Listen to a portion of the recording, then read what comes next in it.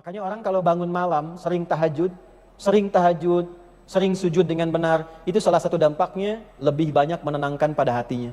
Cenderung menyikapi apapun dengan tenang. Ibu kalau pengen jadi pribadi yang lebih tenang, rajin tahajud. Terasa kan? Jadi kalau tidak disebutkan kapan kejadiannya, siapa yang mengalami, ini artinya 6 hal yang disebutkan dalam doa ini akan dialami siapapun di setiap masa. Perhatikan baik-baik ini ya, perhatikan baik-baik. Qad aflaha man zakkaha wa qad khaba man. Akan bahagia dan sukses hidup seseorang yang bisa menyucikan jiwanya. Menyucikan apa? Nah, ibu kan punya pengalaman mencuci kan? Ya kan? Ya, seperti saya pun ayah punya pengalaman mencuci. Perhatikan, kalau nyuci itu buang pakaiannya atau buang kotorannya? Ada enggak orang yang nyuci buang pakaiannya? Badai kamana, badai nyusuh, buang 1, 2, terus beli lagi yang baru. Kan tidak begitu kan?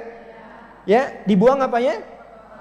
Kotorannya, dicuci kotoran itu sampai bersih. Mungkin nggak nyuci pakaian kalau nggak kotor? Tidak kan? Artinya apa? Artinya kotoran itu diciptakan oleh Allah bukan ingin membuat pakaian jadi kotor, tapi supaya diketahui bersihnya. Sebab kalau nggak ada kotor, bersih nggak akan diketahui. Ibu tahu dari mana kalau jilbab itu ibu itu bersih? Tahu saat tidak ada kotorannya. Di kotoran itu diciptakan bukan untuk kotor-kotoran, bukan. Supaya menciptakan dan tahu bersihnya. Kalau nggak ada kotor, nggak mungkin ada bersih. Jelas sampai sini? Marah itu diciptakan bukan untuk menjadikan ibu pemarah, bukan. Tapi supaya sabarnya muncul. Sebab kalau tidak ada amarah, nggak akan mungkin muncul sabar. Ibu kalau nggak percaya, ibu nanti setelah pengajian pulang ke rumah, nggak ada hujan, nggak ada angin, nggak ada petir. Ibu bilang sama suami, "Akang sabar ya, Kang." Coba kira-kira ibu rasakan tuh, jawaban suami ibu gimana tuh? Coba. Bukan bingung lagi, paling tanya, "Ai mama sehat?" Ngos di mana tadi tuh gitu. Ya, mesti ada pemicunya dulu kan? Karena itu amarah diciptakan supaya sabarnya muncul. Jadi kalau suami sedang marah, itu bukan ingin menjadikan suami pemarah, bukan. Supaya kesabaran pada ibu muncul, karena nanti ada masalah-masalah lain yang butuh kesabaran ekstra. Dilatihnya lewat suami. Anak membuat kesal, kalau ibu kesabarannya tidak berlipat, nanti yang keluar kata-kata tidak baik. Sedangkan kata-kata ibu kepada anak saat mengasuh langsung jadi doa, Bu. Jadi doa langsung. Maka dilatih lewat situ. Ibu pulang ketemu suami marah. Lihat, marah lawannya sabar. Suami marah, saya sabar. Gitu. Terima kasih ayah sudah marah hari ini. Keren? Itu cari lawannya. Ya, sama aja Bu, teorinya begitu. Tapi prakteknya kan gak mudah. Ya, tapi dilatih itu untuk itu. Ustadz juga sama, jangan dikira mudah. Ya, makanya jarang-jarang kan Ustadz ceramah begini bawa istrinya kan? Live nggak? Cari lawannya. Nah, balik ke sini. Galau, gelisah lawannya apa? Tenang. Jadi gelisah itu diciptakan, galau itu diciptakan secara fitrah untuk menghadirkan tenang. Sebab gak mungkin tenang itu muncul kalau nggak ada galaunya. Itu dasar awalnya itu dulu tuh. Jadi kalau ibu sedang gelisah, sedang gak tenang, ya, sedang galau, cepat cari lawannya. Oh, terima kasih ya Allah menitipkan kegelisahan pada hati saya. Sebetulnya engkau ingin melatih saya supaya punya banyak ketenangan dalam hidup. Itu dulu, kalau ibu sudah punya rasa itu, minimal dari awal sudah punya kekuatan untuk mengatasi kegalauan. Dari mana ditemukan yang seperti itu? Tadi Quran surah kedua ayat 155 ini. Yuk naik, pindah. Sampai sini dulu, kalau kita paham dasarnya, kita mengerti, minimal kita punya kekuatan untuk mengatasi kegalauan dari dalam diri kita sendiri. Walanabluwannakum. Ada? Dan aku pastikan dengan keagunganku akan menguji kalian yang hidup. Nah, jadi ujian itu hanya diberikan pada yang hidup. Yang meninggal sudah nggak diuji lagi. tapi membawa pertanggungjawaban dari hasil ujian. Awas, jangan salah kesimpulan. Oh, kalau sudah meninggal ujian akan hilang, nggak ada lagi. Jadi memutuskan mengakhiri hidup misalnya. Mohon maaf, dengan keputusan itu justru itu jadi berat setelah meninggal karena dipertanggungjawabkan di hadapan Allah. Jangan salah kesimpulan. Ya? Ambil rumusnya. Wala nabluwannakum, dan dengan keagunganku aku akan uji kalian yang hidup berbanding lurus dengan ujian. Setiap orang yang hidup pasti diuji. Lompat dulu. Quran surah 2 ayat 286. La yukallifullahu nafsan illa, Allah tidak mungkin menguji seorang hamba di luar batas Berarti sifat ujian yang pertama, jika ada seorang hamba diuji, dia dinilai oleh Allah sanggup, punya kemampuan mengatasi ujian itu. Gak mungkin Allah nguji seorang hamba kalau tidak sanggup. Jadi kalau ibu siapapun hadir hari ini sedang punya masalah, sedang punya persoalan, ibu harus punya keyakinan bahwa hanya ibu yang sanggup yang bisa menyelesaikan itu. Sebab kalau Allah tidak menilai sanggup, ibu gak akan mungkin dikasih. Ustadz Adi gak sanggup, makanya saya gak dikasih. Ibu yang sanggup. Harus yakin, karena gak mungkin Allah kasih kalau gak sanggup tuh gak mungkin. Itu dulu. Nah, setiap orang hidup pasti ada ujian, ya.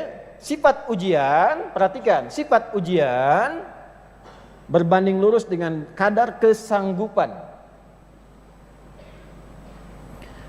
Ujian, sifat yang kedua, diberikan bukan untuk membuat hamba bermasalah. Baik-baik lihat, bukan untuk membuat hamba bermasalah, tapi untuk meningkatkan kualitas hidupnya. Sebab setelah lewat ujian, nanti ibu akan mendapatkan kekuatan baru, tambahan kebaikan baru untuk mengatasi masalah berikutnya. Hukum ujian tuh begitu, Bu. Kalau ibu sudah ujian pasti naik kelas, bahasa gampangnya gitu. Ibu punya anak di SD, cucu ada? Mungkin gak naik SMP kalau gak ujian? Ujian dulu kan? SMP ke SMA, ujian gak? Ujian dulu. Nah, ibu bisa paham yang seperti itu. Kenapa nggak dipakai logika itu untuk kehidupan? Jadi kalau sedang punya masalah, caranya bagaimana supaya merasa enak? Ketika sedang diuji, alhamdulillah, ini saya mau naik kelas, di depan saya ini, kalau saya lewat ini, ada hadiah yang Allah ingin kasih. Paham? Balik logika awal. Hidup sama dengan apa?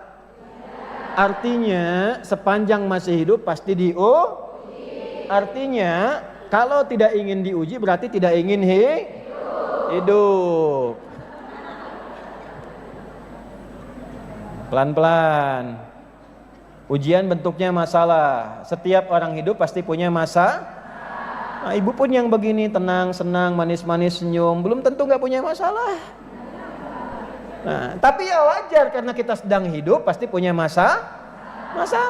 Kalau sudah wafat baru masalah Nah, pertanyaannya siapa yang tidak ingin punya masalah? Angkat tangan. Nah, sudah, kalau gitu jangan mengeluh. Jelas? Nah, di antara ujian itu, di antara masalah itu ada sifat-sifat dasar. Yang pertama apa? Minal khauf, nomor 1 urutannya, gelisah. Ujian yang pertama, khauf ini. Tuh, tadi yang kita tulis ini.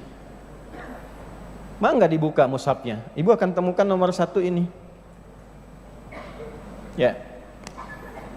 Walanabluwannakum bisyai', dan sungguh dengan keagunganku kalian yang masih hidup akan diuji dengan beragam macam persoalan kehidupan untuk meningkatkan kualitas hidupmu, untuk menjawab doa-doamu. Jadi ketika ibu berdoa dijawab oleh Allah, tanda doa dijawab itu ujian dulu. Ya, ibu minta mobil, diuji dulu. Kira-kira kalau dapat mobil sanggup enggak mengemban amanah itu sampai dihisab? Tuh. Itu poinnya. Lalu diberikan ujian. Makanya kalau ibu sedang diuji, ibu harus bersyukur. Karena itu tanda awal Allah ingin menjawab doa ibu. Itu cara melihatnya begitu. Kalau tidak belajar fikih ujian, enggak enak rasanya. Kenapa harus saya ya Allah? Kenapa engkau tidak berikan pada Ustadz Adi aja? Tidak begitu juga. Jelas, minal khauf. Yang pertama apa? Khauf. Jadi ini ujian pertama, ini fitrah. Jadi nggak bisa kita katakan galau, hilanglah dalam jiwaku. Ya hilang juga rohnya. Kan ini melekat pada jiwa. Kegelisahan, ketakutan, kekhawatiran bagian dalam hidup. Walju', rasa lapar. Nunggu, pengen duduk, sap-sap paling depan dari awal belum sarapan. Lapar. Wa naqsi minal amwal, kemarin sukses, jualannya banyak, sekarang berkurang, omsetnya turun. Kan? Wal anfus, sakit, ada kerabat yang meninggal dan sebagainya. Wat thamarat, apa di situ thamarat diartikan? Buah-buahan. Nah itu agak kurang lengkap. Kalau buah-buahan berarti hanya tukang buah yang diuji. Ya, tukang cakwe tidak diuji. Campur nggak diuji. Thamarat itu menggunakan kata kiasan, majaz. Ya, itu isti'arah di ilmu balaghah, diambil satu kiasan. Maksud samarat itu hasil kerja keras kita diambil orang. Ibu nanam pohon, dari tumbuh awal sudah berbuah, besok mau dipanen, malamnya diambil orang. Itu maksudnya. Ibu sudah kerja keras, sudah bikin macam-macam, bikin desain begini, tiba-tiba diambil orang yang bikin pakaiannya. Bisa begitu. Ya, ada ujian begitu, ada nggak? Nah, nanti ada cara menyelesaikannya supaya nggak galau. Nanti. Khauf. Dah, satu ya.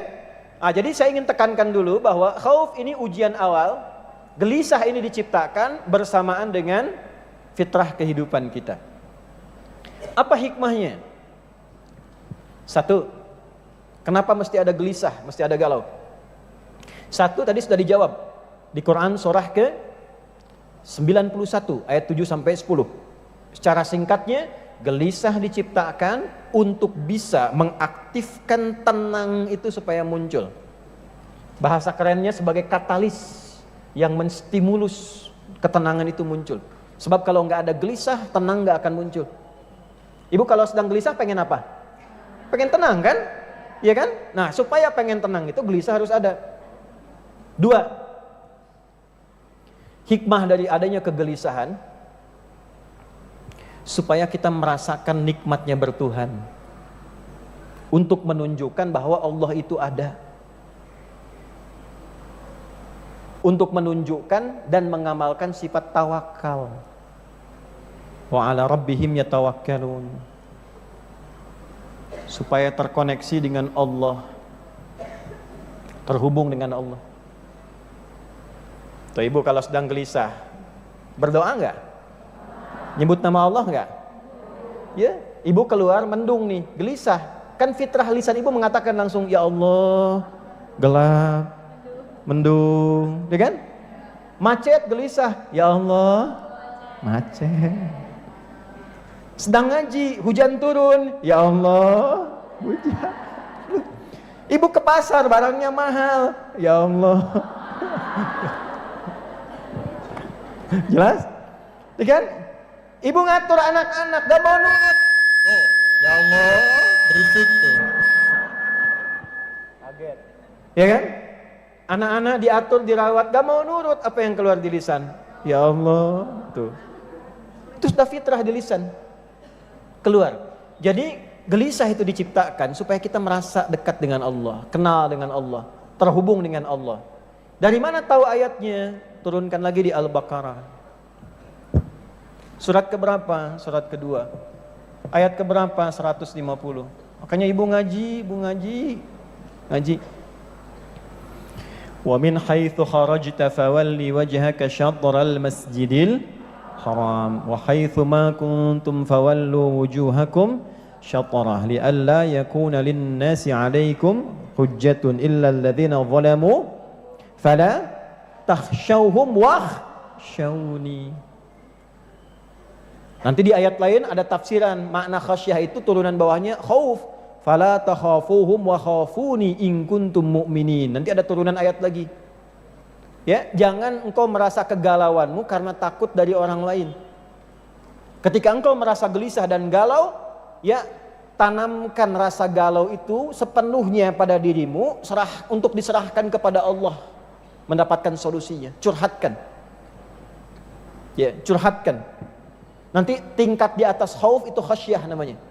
Ya, kepasrahan tertinggi, ketakutan, kegalauan tertinggi, sampai-sampai merasa limbung. Ya, kadang-kadang gelap. Saking-saking khawatirnya, gelisahnya, gelap, pikiran gak enak, makan gak enak, minum gak enak. Di titik seperti itu kata Allah, ya, kembalilah padaku. Aku ciptakan semua itu supaya engkau bisa curhat denganku, minta. Maka solusi yang pertama, obat yang pertama dari Al-Quran, satu. Kalau ada kegelisahan dalam bentuk apapun, kegalauan dalam bentuk apapun, obat yang pertama, terhubunglah dengan Allah. Sini. Obat yang pertama, terhubung dengan siapa? Allah. Cara terhubung dengan Allah, caranya satu. Melalui ibadah. Jadi ketika kita diperintahkan untuk ibadah, salah satu manfaatnya adalah menghilangkan kegalauan yang ada dan sedang kita rasakan dalam diri kita. Dalam masalah apapun. Apa jenis-jenis ibadah yang dengan mudah bisa menghadirkan ketenangan dan menghilangkan kegalauan? Saya berikan karena waktunya terbatas hari ini 2 saja. 1, salat. 1 apa? Baik. Maka kalau sedang gelisah, apapun masalahnya, ibu sholat. Ambil wudhu. Saya ulangi, ambil wudhu. Menghadap kiblat, sholat 2 rakaat. Apa saja sesuai dengan waktunya. Sesuai dengan waktunya. Misal, waktu seperti ini duha. Niatkan duha itu untuk mendapatkan ketenangan. Jelas? Misal di sholat fardu, silahkan masuk zuhur, sholat. Walaupun sifatnya wajib, niatkan dalam kewajiban itu saat sujud minta ketenangan. Dalam sunnah qobliyahnya, sunnah ba'diyahnya. Waktu sholat paling bagus untuk mencurhatkan isi hati kita supaya mendapatkan ketenangan, itu ada dalam tahajud, sholat malam. Ini dirinci lagi, saking rinci loh Bu. Karena Allah yang menciptakan kita, Allah paling tahu tentang kita. Salat malam. Ini obat pertama. Ditemukan di mana? Al-Muzammil. Di ayat keberapa? Ayat ke-6. Inna nasyi'atal laili hiya ashaddu wata'aw wa aqwamu qila. Sungguh jika engkau bisa bangun malam untuk menunaikan sholat, sholat malam itu asyaddu wat'a, sentuhan kepada hatinya lebih kuat. Jadi ibu kalau ingin mengeluarkan rasa di dalam hati yang tersentuh pada jiwa, mengeluarkan segala macam yang dirasakan, kekalutan, kebingungan, lalu dikeluarkan dalam doa kita, wa aqwamu qila, itu lebih kuat dampaknya kepada jiwa, paling cepat mengatasi kegelisahan. Makanya orang kalau bangun malam sering tahajud, sering sujud dengan benar, itu salah satu dampaknya lebih banyak menenangkan pada hatinya. Cenderung menyikapi apapun dengan tenang. Ibu kalau pengen jadi pribadi yang lebih tenang, rajin tahajud. 1. Nanti dalam sujud ibu curhatkan, sholat sunnah boleh ibu curhat. Dengan bahasa hatinya keluarkan. Biarkan air matanya mengalir. Gak apa-apa, nangis aja gak apa-apa. Nangis saja. Sampai ibu udah gak bisa nangis lagi, terus. Kalau belum bisa nangis, kalau belum bisa lagi nangis, kalau belum bisa tangisi diri ibu yang belum bisa nangis. Terus minta. Di mana rumusnya? Nabi Yakub tadi. Innama ashku bathi wa huzni ilal Allah. Di Quran surat 12 Yusuf ayat 88. Ya, 88, 89 ibu cek tuh. Sudah? Jadi bentangkan sajadah, minta itu solusi pertama, obat yang pertama. Kalau masalahnya siang, gak harus nunggu malam. Ambil wudhu, sholat. Kalau tidak ada waktu sholat yang lain, yang rawatib, yang wajib, ambil yang mutlak. Apa yang mutlak? Sholat wudhu. Selesai wudhu, sholat, niatkan itu, curhatkan sama Allah dalam sujud, minta. Apa dalilnya? Hadis Nabi dari siapa? Ibnu Abbas radhiyallahu taala anhuma. Apa bunyinya? Innama aqrabal 'abdi min rabbih wa huwa sajidun fa aktsirud du'a. Keadaan terdekat antara seorang hamba dengan Allah itu saat sujud. Maka perbanyaklah doa dan curhatanmu saat sujud itu. Ada enggak doa spesifik yang bisa dibaca mengentaskan galau dalam sujud? Ada. Bahkan bisa dibaca di luar sujud. Ditemukan di mana? Di Sunan Abu Daud. Nomor berapa? 1555. Sunan Abu Daud. Nomor hadis 1555. Siapa yang meriwayatkan hadis ini sampai ditemukan dari Nabi? Sahabat Nabi, namanya Abu Sa'id Al-Khudri.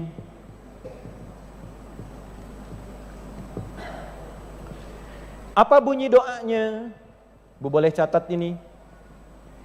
Kalau nanti sambil agak lambat, buka lagi rekamannya. Ibu boleh cek satu-satu ya. Ibu boleh ikuti. Allahumma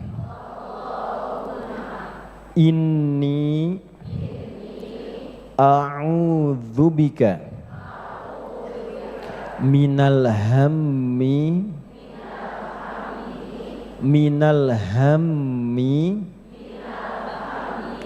wal hazani wa minal ajzi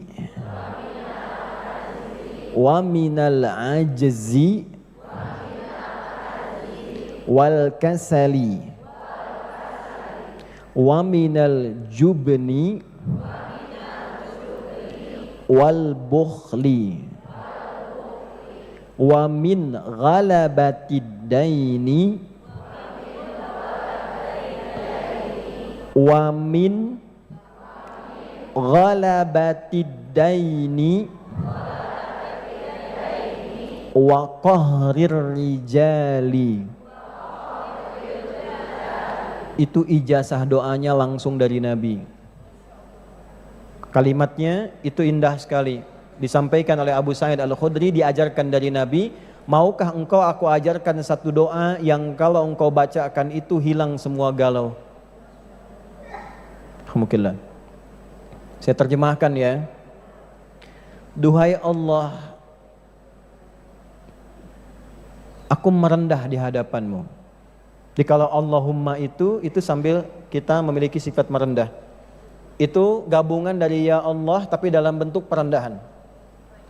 Sungguh aku berlindung kepadamu dari kegalauanku saat ini dan kesedihanku yang aku rasakan. Kalau bahasa dalamnya begini, ya Allah, Engkau tuh Maha tahu aku sedang begitu sedih hari ini. Begitu gelisah, begitu galau akan persoalan hidupku. Aku berlindung kepadamu dari segala kegalauan dan kesedihan yang aku rasakan hari ini. Wa minal ajzi wal kasali, dan aku berlindung padamu dari kelemahanku untuk mengatasi ini. Engkau yang Maha kuat. Engkau yang bisa menghilangkan. Engkau yang bisa memberi solusi. Wal kasali, dan dari kemalasanku yang mungkin dengan malas itu masalahku tidak pernah tuntas. Wal jubni wal bukhli, dari sifat penakutku. Ada jenis kegelisahan tuh karena penakut Bu, karena takut. Takut kalau bicara pada suami, suaminya malah marah. Takut kalau bertindak pada anak, anak malah lari. Maka kita serahkan kepada Allah yang punya dan memiliki hati suami, hati anak, hati tetangga dan sebagainya. Jubni wal bukhli, rasa pelit. Mungkin masalah ini hadir karena saya ini pelit. Pelit berbagi, pelit cerita, pelit senyum, pelit berbuat baik. Wa ghalabatid daini, ya Allah, mungkin kegelisahan, ketakutan, kekhawatiran ini karena terlilit utang piutang. Pikiran banyak. Wa qahrir rijal, dan diintimidasi oleh orang. Nah, terasa kan? Jadi kalau tidak disebutkan kapan kejadiannya, siapa yang mengalami, ini artinya 6 hal yang disebutkan dalam doa ini akan dialami siapapun di setiap masa. Tidak ada orang tidak gelisah. Ustadz juga gelisah. Ustadz juga sedih. Sedih kalau nerangkan 2 jam jamaah nggak paham-paham. Ya, sehingga masuk pada kategori yang Yang keempat dalam berfikir. 1, ada jamaah yang berfikir. 2, ada jamaah yang sedikit berfikir. 3, ada jamaah yang tidak berfikir, yang penting datang lihat ustadz selesai. Keempat, ini yang repot, ada jamaah yang pikiranun. Jadi pikiran buat ustadz. Itu doanya tadi ya. Tolong dipegang, dirangkum saat sujud, minta. Tapi mintanya pakai hati. Ya, selesai sholat minta. Mintanya merendah, makanya pakai Allahumma. Jangan, kalau berdoa sama Allah jangan mengangkat diri. Ya Allah, Engkau tahu kan aku sedang sedih. Nah, itu buang sifat begitu ya. Nah ini obat yang pertama, tunaikan dalam sholat. Kalau bisa waktunya kapan Tapi kalau punya masalah siang tidak harus tunggu malam. Kalau doa tadi ingin dijadikan zikir, ya bacakan itu dalam kesempatan pagi dan petang. Pagi setelah sholat subuh, petang setelah sholat asar. Jelas? Baca, insya Allah terjaga. Tapi harus punya keyakinan. Saya ulangi dulu sebentar, paham tidak? Jelas. Jadi obat galau yang pertama apa? Kalau sedang punya masalah curhatnya dalam bukan di Instagram, bukan di Facebook. Jadi jangan pernah setelah kajian ini menulis lagi di Instagram. Aminkan ya. Gagal saya ngajar hari ini. Ya, jelas? Bikin status. Galau, sholatlah. Jelas? Mungkin bukan karena hartamu yang kurang banyak, bukan karena kedudukanmu yang kurang tinggi, mungkin karena sholatmu yang kurang terhubung dengan Allah secara baik. Itu yang menjadikan kegalauanmu tidak pernah tuntas. Bikin di bawah, tenang itu sederhana. Sholat. Yo, bikin status tuh.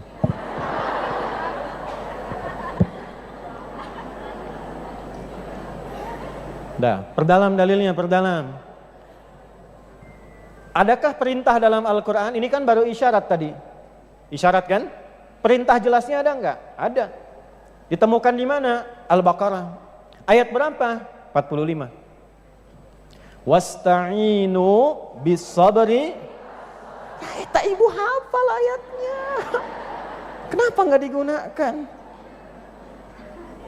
Surat 2 ayat 45. Wasta'inu. Tunggu sebentar, saya mau terjemahkan. Wasta'inu, dan jika kalian punya masalah dalam hidup, mintalah solusinya. Pertama, bisabri, dengan cara minta solusinya pada Allah dengan cara, 1, sabar dulu, terima itu. Terima dulu.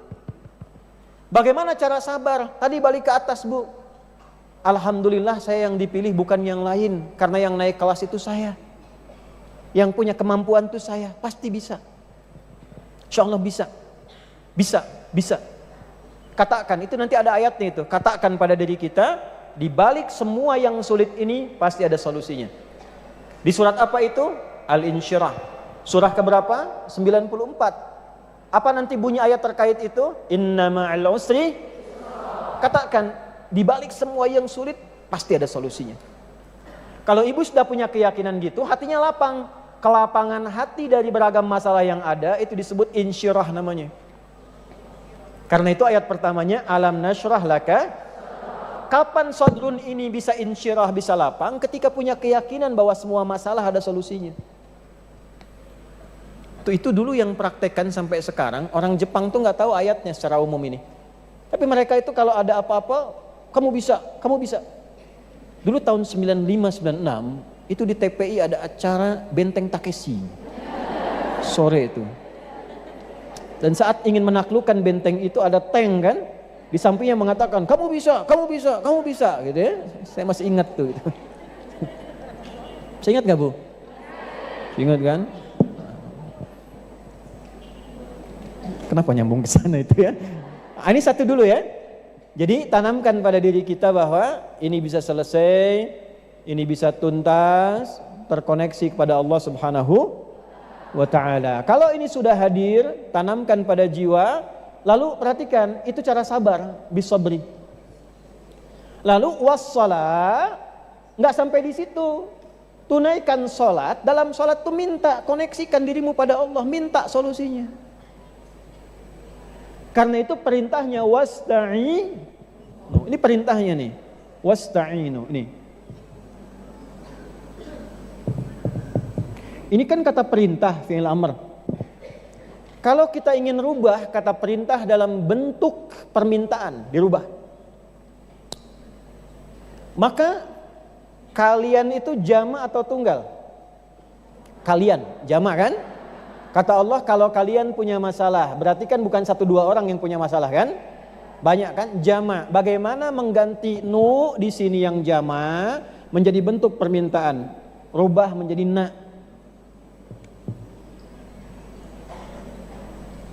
Dari wasta'inu dirubah jadi apa? Nah, karena nu perintah, jadi permintaan dikedepankan na-nya. Nah, lalu ista'innya digabungkan dengan na, berubah makna menjadi kami minta ya Allah. Jadi nasta'in. Sta'in. Mintanya sama siapa? Sama Allah saja atau boleh sama yang lain? Sama Allah saja. Ya, kalau sama Allah saja, satu titik itu saja, tidak ada yang lain, maka dalam bahasa Arab disebut iyyaka. Apa namanya? Iyyaka. Perhatikan. Tadi kan kalau ada masalah, ada galau, obat pertamanya apa? Sholat. Masih ingat gak? Tadi sholat itu bagian dari apa? Ibadah kan? Ibadah. Berarti kalau kita ingin katakan, ya Allah, aku punya masalah, Engkau perintahkan aku untuk ibadah. Sekarang aku ibadah. Kepadamu saja. Aku ibadah sekarang. Kau perintahkan ibadah, aku ibadah ya Allah. Kau perintahkan aku untuk minta, aku minta sekarang. Kepadamu aku ibadah. Bahasa Arabnya apa? Iyyaka na'budu. Sehingga kalimat fitrahnya muncul. Ya Allah, Engkau perintahkan aku untuk ibadah, aku lakukan sekarang. Kau perintahkan aku minta saat punya masalah, aku kerjakan sekarang. Kalau dengan semua yang aku kerjakan belum kau kabulkan, dengan cara apa lagi aku minta kepadamu? Maka kita katakan, iyyaka na'budu wa iyyaka nasta'in. Apa jawabannya dalam hadis? Hadisnya hadis qudsi. Hadza baini wa baina abdi. Ini perjanjian antara aku dan hambaku. Wali abdi, kalau hambaku benar ibadahnya, salatnya sekarang benar ditunaikan, khusyuk benar salatnya, masa'ala, apapun yang dia minta, apapun masalahnya, aku selesaikan sekarang. Kayak dulu ulama kalau punya masalah, salat, selesai masalahnya. Allah tanya balik, mau minta apa? Ada masalah apa? Bingung kan saking banyaknya masalah? Bingung kan? Maka Allah ajarkan satu kalimat yang kalau dibaca hilang masalah. Apa kalimatnya? Ihdinas siratal. Ya Allah, tunjukkan jalan yang lurus. Itu ungkapan menunjuk solusi yang mudah, yang gampang, tidak berat. Ibu kalau jalan mau ke istiqomah, pilih yang berkelok-kelok, pilih yang lurus. Gampang gak? Ya Allah, berikan aku hudan, petunjuk, tunjukkan jalan yang mudah, yang lurus. Anak masuk sekolah gak harus nyogok, gak harus belok-belok, mudah. Suami mau cari kerja, mudah. Istri di rumah tangga, mudah. Itu maknanya, mencakup semua masalah. Nanti kalau ingin didetilkan, dalam ruku, dalam sujud baru detilkan yang tadi dibaca. Tapi kalau ingin cepat dijawab, sholatnya yang benar. Makanya nanti dalam sholat itu, ketika dilaksanakan, ayat 46-nya hidup. Kan ini 45 kan? Quran surat 2 ayat 45 kan? Ayat 46-nya praktekkan. Kenapa ini penting? Karena nanti dalam minta pun ada yang gak serius. Asal baca, gak sampai ke hati. Ibu ketika menyebutkan iyyaka na'budu wa iyyaka nasta'in, rasakan masalah apa yang sedang dimiliki. Minta. Ihdinas siratal mustaqim, minta, pasrahkan sama Allah, minta solusi. Jelas? Nah, kemudian lihat ayatnya kembali. Wasta'inu bisabri wa innaha lakabiratun. Tapi untuk khusyuk itu nggak mudah, fokus itu nggak mudah. Illa 'alal kecuali bagi orang-orang yang khusyuk.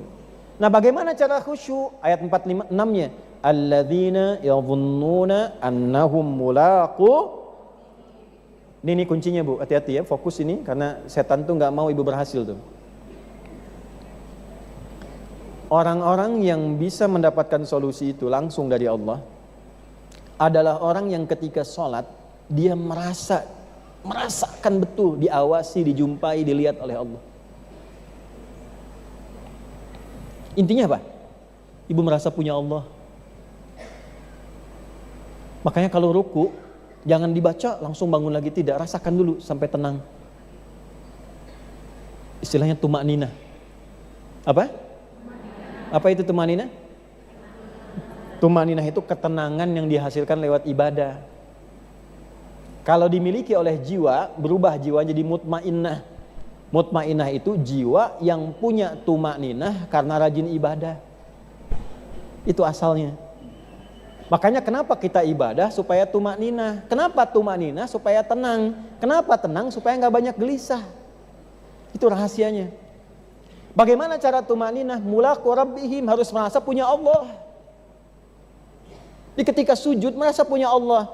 Bagaimana supaya bisa merasa itu? Tumpahkan rasa kita, kemudian pasrahkan kepada Allah sampai merasa ada getaran dalam jiwa. Keluar nangis saja, setelah nangis itu tenang. Walaupun solusinya belum datang, yang penting tenangnya hadir dulu. Nanti semakin tinggi tawakal, semakin cepat datang solusi. Jelas? Wa annahum ilaihi raji'un, pasrahkan kepada Allah dan yakini ini semua ujian dari Allah dan pada akhirnya kita pun akan kembali, akan pulang. Itu caranya. Jadi ini obat galau yang pertama lewat sholat. Cara ditunaikannya sudah kita bahas, waktunya, kapan saja kita dapatkan masalah tunaikan. Tapi kalau ingin berlatih sampai khusyuk baik, diupayakan di waktu malam. Teknisnya bisa ditunaikan dalam sholat tahajud. Karena itu nanti dalam ayat tahajud, setelah tahajud masalah, setelah masalah syifa. Syifa itu obat hati. Ditemukan di mana? Quran surat 17. Ayat berapa? 79 sampai 82. Nah, di 82 itu ada syifanya. Dah. Jelas ya? Paham insyaallah? Jadi kalau sedang galau, sedang punya masalah, sekarang ambil wudhu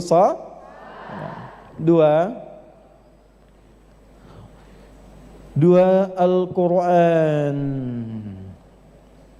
Dua apa? Al-Quran. Masya Allah.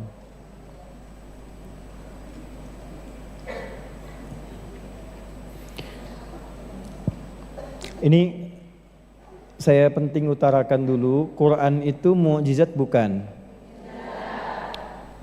Suratnya atau ayatnya juga? Ayatnya juga. Hurufnya mukjizat bukan? Harakatnya mukjizat bukan? Nah, karena semua mukjizat, pertanyaannya apa itu mukjizat? Oh, gue bilang mukjizat tapi nggak tahu mukjizat. Keistimewaan dari Allah. Mukjizat itu dari kata ajaza yu'jizu, yang mengalahkan, yang melemahkan segala sesuatu yang bermasalah. Artinya apa? Obat dari segala masalah, solusi dari semua persoalan. Yang melemahkan siapa yang menantang. Jadi yang bisa melemahkan galau, gelisah, kesedihan, itu ada di antaranya adalah Al-Quran. Pertama, kalau sedang gelisah, sedang gak enak, ambil wudhu, buka mushaf. Ibu baru buka mushaf saja, itu sudah mendapatkan ketenangan. Itu dahsyatnya Quran. Yang lebih luar biasa, ibu buka acak, itu kadang langsung ayatnya sesuai dengan kebutuhan dan masalah ibu. Bisa terjadi begitu. Ya, ada gelombang dalam tubuh kita yang nyambung dengan pembukaan mushaf, begitu dibuka, loh kok ayatnya ini seperti yang saya rasakan.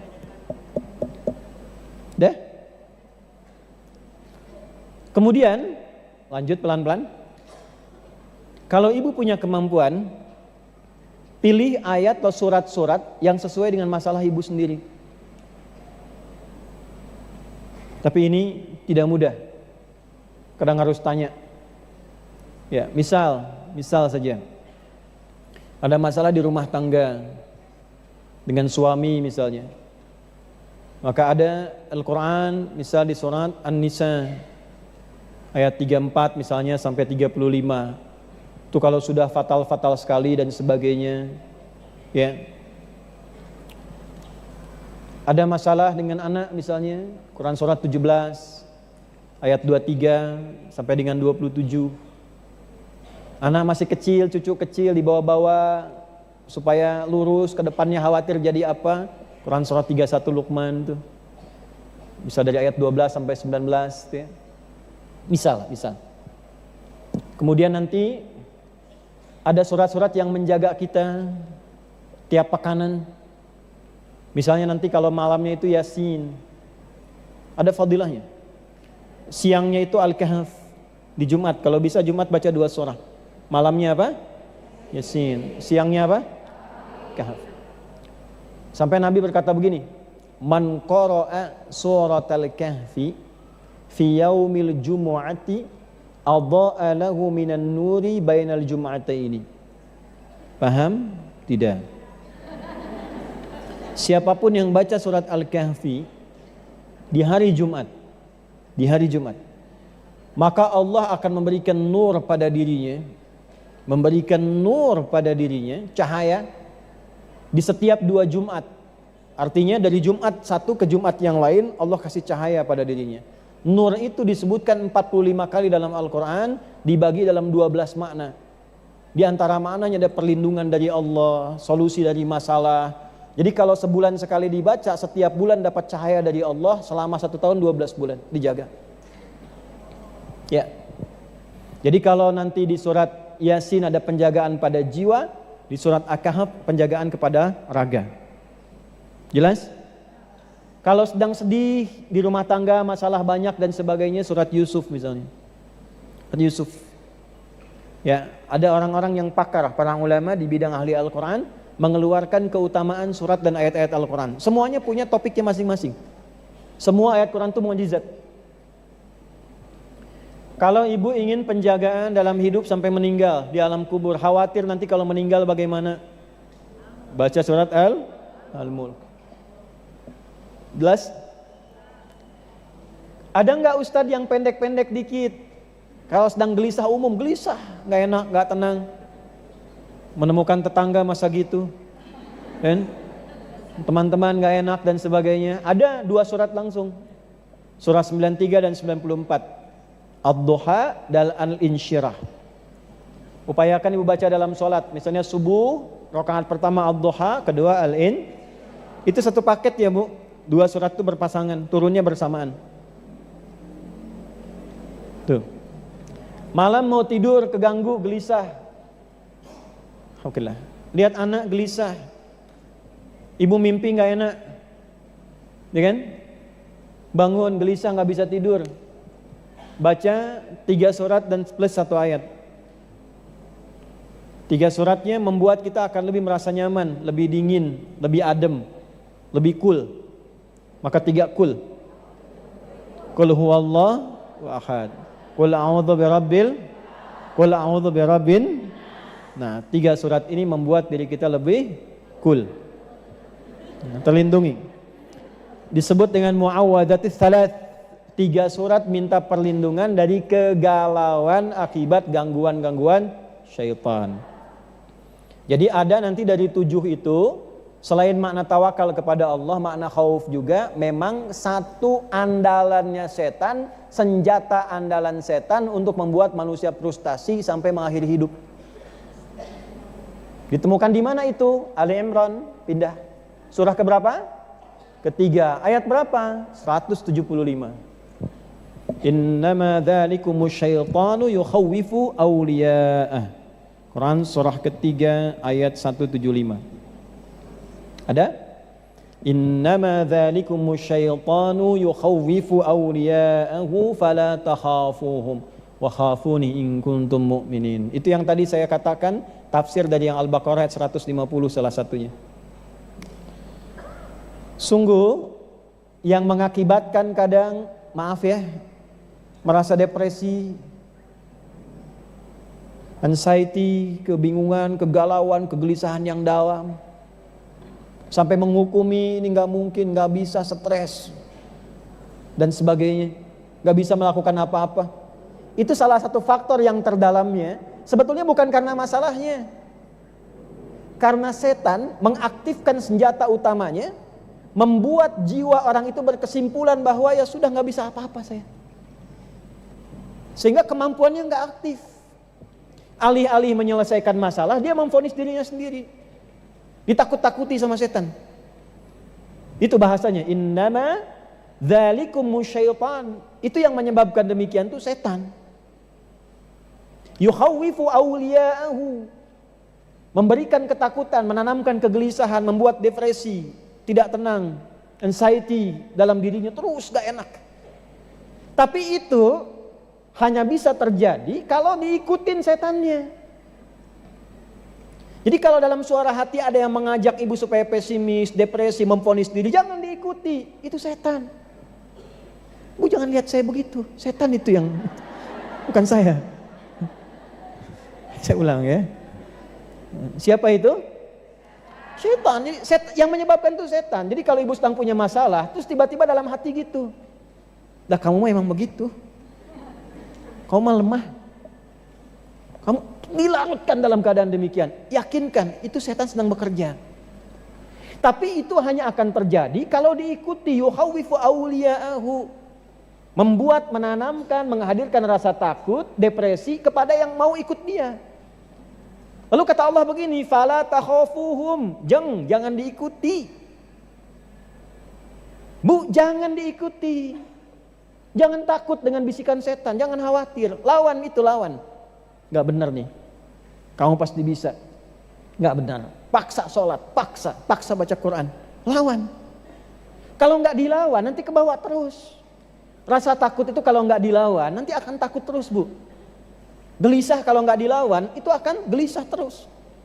Orang takut dengan ketinggian harus diajak naik tinggi, supaya merasa gak ada apa-apa. Kalau gak pernah begitu takut terus. Nah sama orang yang sedang depresi, sedang takut, sedang macam-macam, itu harus dilawan dalam dirinya. Nah bagaimana cara melawannya? Wa khafuni in kuntum mu'minin. Pasrahkan semua kekhawatiran, kegelisahan itu kepadaku, kata Allah. Kalau kamu memang beriman padaku, ditanya imannya. Tuh yang khawatir, yang galau, gelisah, memvonis diri, ditanya balik sama Allah, kamu beriman gak? Imannya dipertaruhkan. Hanya orang beriman yang mau mengaktifkan imannya. Aktifkan imannya, Bu. Sehingga ketika iman itu hadir, aman diri kita. Nah, cara kita untuk mengatasi itu dengan bersandar pada Allah, itu bagian tipikal orang beriman. Dan pekerjaan kita mengatasi kegelisahan itu bagian dari amal soleh. Jadi jangan salah, amal soleh itu bukan hanya sholatnya. Ketika kegelisahan, kegalauan itu dilawan karena Allah, dituliskan jadi pahala, Bu. Dari mana dapat taunya? Quran surah 16 ayat berapa? 97. Quran surah 16 An-Nahl ayat 97. Man amila salihah, siapapun yang mengerjakan satu amal saleh, min dzakarin au untha, baik laki-laki ataupun perempuan, wa huwa mu'minun, dan dia kerjakan dengan keimanannya, falanuhyiyannahu hayatan thayyibah, kami akan robah keadaan hidupnya menjadi lebih baik daripada hari itu. Janji Allah. Kami robah hidupnya menjadi lebih baik. Jadi kalau ibu ingin mengatasi kegalauan, pakai iman. Jangan andalkan dengan kemampuan, pengalaman. Bagus, ilmu ada, silahkan. Konsultasi pada psikolog boleh, silahkan, gak apa-apa, lakukan. Ibu tanya pada orang, silahkan. Tapi dalam diri kita sudah ada anti galaunya. Kalau keluar antibody, kalau galau ada antinya. Bagaimana mengaktifkannya? Pakai imannya. Wa huwa mu'minun, minta sama Allah amal soleh. Apa amal soleh terkait dengan itu? Yakinkan pada Allah, lawan godaan setannya. Jangan diikutin, jangan dibawa ke depresi, dibawa ke pikiran dalam. Untuk apa? Apa ibu dengan seperti itu selesai masalah? Ibu mau vonis diri, nggak bisa tidur, nggak bisa apa-apa. Divonis diri nggak bisa, nggak akan selesai masalah. Lebih baik lawan perasaannya, nanti setelah itu tenang, hadapi dengan berikhtiar. Lawan dulu, itulah amal soleh. Saat ibu bisa melakukan itu, dituliskan pahala. Apa yang terjadi? Falanuhyiyannahum hayatan thayyibah. Aku akan robah hidup orang itu, kata Allah, menjadi lebih baik daripada keadaannya sekarang. Tuh. Walanajziyannahum ajrahum bi ahsani ma kanu ya'malun. Di akhirat itu dinilai sebagai pahala dan dikasih anugerah surga terindah saat pulang kepada Allah. Tahu nggak tempatnya di Al-Quran disebut apa? Tempat surganya adalah tempat yang sangat luas, seluas langit dan bumi. Tuh. Ibu punya, ada orang misalnya paling kaya di sini punya kapling 10 hektar. Tapi masih 10 hektar, masih di Bandung. Ada orang yang hatinya lebih luas dari keadaan dirinya. Dia lawan kegelisahannya, dia luaskan hatinya. Karena dia meluaskan hatinya untuk mengatasi masalahnya, Allah balas di akhirat dengan memberikan surga seluas langit dan bumi. Silahkan ibu mau maraton, mau koprol, mau lari, selangit dan bumi itu bahkan selesai. Ditemukan di mana suratnya? Surat ketiga. Di ayat berapa? 133. Di mana masalah yang diatasi? Ayat 134-nya. Apa bunyinya? Wasari'u ila maghfiratin mir rabbikum wa jannatin 'arduhas samawati wal ardu u'iddat lil muttaqin. Oh. Ayo bergegaslah, cepat evaluasi diri. Koreksi diri. Sedang galau koreksi, kenapa harus begitu? Minta ampunan sama Allah, zikir, istighfar, pakai istighfarnya. Ya, kan tahu ada istighfar galau kan? Pernah nggak keluarkan ayatnya istighfar galau? Galau dalam kegelapan, gelap, ngelihat masalah, ada istighfarnya. Di mana ditemukannya? Surah 21. Ayat berapa? 87 sampai 88. Surat Al-Anbiya. Wa dhannuni idh dhahaba mughadiba. Wa dhanna an lan naqdira alaihi. Fanada fi dhulumati. Ini istighfarnya. Alla ilaha illa anta subhanaka inni kuntu minadh. Oh, itu udah tahu. Tuh, karena selama ini banyak menghafal, jarang dipraktekan. Sampai situ ayatnya nggak dituntaskan. Coba lihat ayat seterusnya apa? Coba lihat ayat seterusnya apa? Fastajabna lahu. Langsung kami jawab. Kalau zikirnya benar, istighfarnya benar, dijawab. Kemudian? Wa kasyafna ma bihi min gham. Wa kadzalika nunjil mu'minin. Perhatikan. Lalu kami bukakan gham. Apa itu gham? Gham itu asalnya awan gelap yang menutupi seakan-akan gelap karena masalahnya itu sulit. Kenapa dibuat gham? Padahal Nabi Yunus ini terperangkap dalam ikan besar kan? Ya kan? Di dalam ikan kan?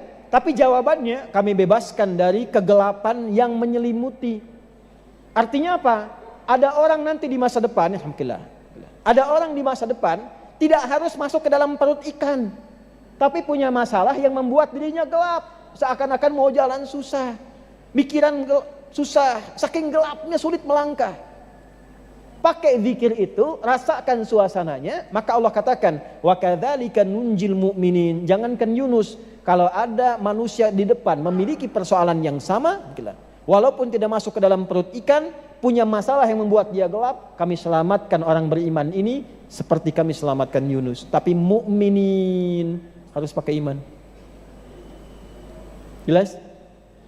Nah, ngaji begitu. Ayatnya keluarkan. Suratnya, baca itu, zikirnya, itu algoritmanya namanya. Nah nanti Quran tadi simpan di tempat-tempat yang baik, simpan. Mau tidur, kalau tidur bisa lihat mushaf, di tembok disimpan, dikasih raknya dikit, simpan di tempat-tempat yang baik. Apa fungsinya? Kalau ibu minimal sedang gelisah, tiap hari lihat Quran, itu ke hati itu ada ketenangan. Yang kedua, ini dahsyat ini. Biasakan murattal hidup di rumah.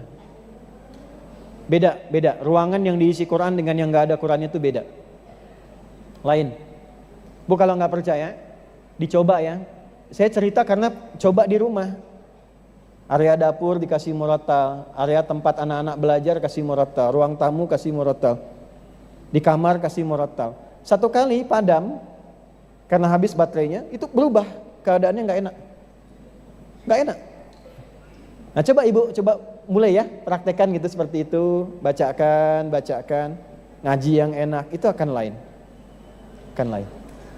Dan yang terakhir, kalau ingin lebih enak lagi, satu lagi tadi, upayakan jadi ahli Al-Quran, atau siapkan satu dari anggota keluarga jadi ahli Al-Quran itu tidak harus hafal 30 juz. Yang penting konsisten bersama Al-Quran. Jadi upayakan baca walaupun sehari satu surat, nggak bisa misalnya satu ayat. Kalau nggak bisa satu ayat keterlaluan. Alif Lam Mim satu ayat, masa nggak bisa? Toha satu ayat, masa nggak bisa? Nama apa Toha, baca Toha nggak bisa. Jelas? Namanya An-Nisa tapi surat An-Nisa nggak pernah dibaca. Halo? Dipaksain ya. Nah itu aja, jangan banyak-banyak. Jadi obat galau hari ini ambil 2 saja. Satu sholat, yang kedua Al-Qur'an. Tapi kita belajar cara bacanya bagaimana, kapan dilakukan, zikirnya apa, ada pagi dan petangnya, ada malamnya, ada setiap waktu. Pokoknya punya masalah, punya hajat, sholat. Makanya setiap sholat disebut hajat. Setiap sholat disebut apa? Hajat. Jadi kalau ibu mau hajatan, sholat. Ya, mulai diupayakan. Kemudian diusahakan paksa diri untuk membaca Al-Quran tiap hari. Kalau sedang tidak suci, minimal mendengarkan aja, bahwa belajar hukum-hukumnya. Baik ya, diupayakan dimaksimalkan mungkin. Insya Allah kalau sudah seperti itu akan lebih baik keadaannya.